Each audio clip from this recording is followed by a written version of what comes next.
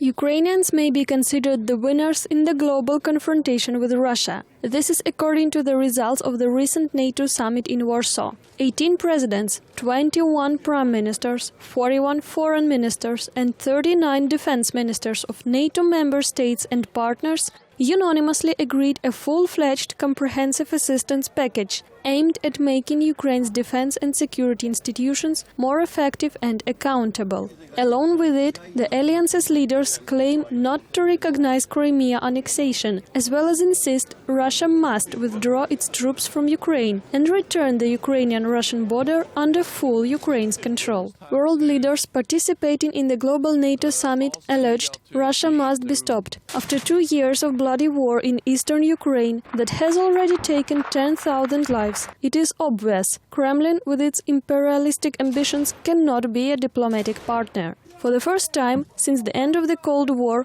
NATO announces the deployment of the armed troops in order to defend its member states from potential aggression. We also see a more assertive Russia, which has substantially built up its military capabilities, modernized its armed forces, trained its forces, and tripled defense spending since 2000 over the last years.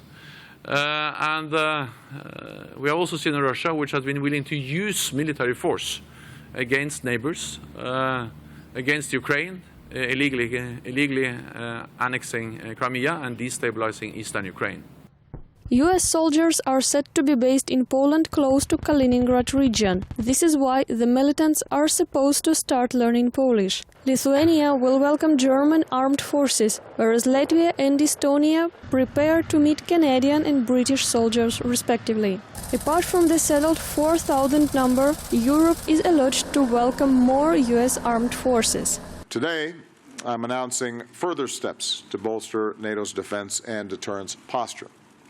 As the alliance prepares to enhance our forward presence in Central and Eastern Europe, I can announce that the United States will be the lead nation for the NATO enhanced presence here in Poland.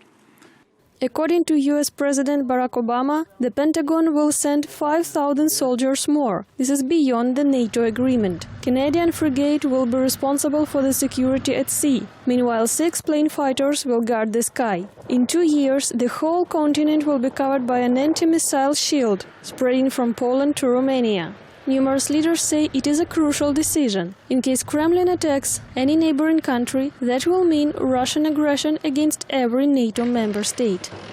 We want to be ready to respond and coordinate our actions if and when one of our members or institutions comes under hybrid threats.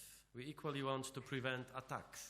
The Alliance's summit in Warsaw has become a key point for the new period in Ukraine's NATO relations. From Monday, the 11th of July and onwards, Ukraine changes its status to expanded NATO partner. Kyiv is now set to reform its defense sector, according to the Alliance's rules and standards. The total transformation is to be met in 2020. This comprehensive assistance package is set to help Ukraine reform the defense sector and develop our armed forces. We have successfully implemented all the tasks issued before the summit.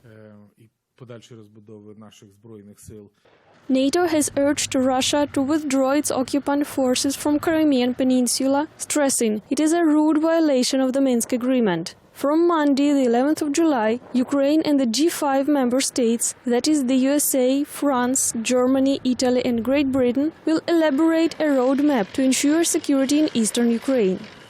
Russian media, in turn, are desperately trying to persuade its citizens that NATO is preparing to attack Russia. Nevertheless, it was President Vladimir Putin who made a phone call to Barack Obama, though usually Kremlin claims the White House to make contacts.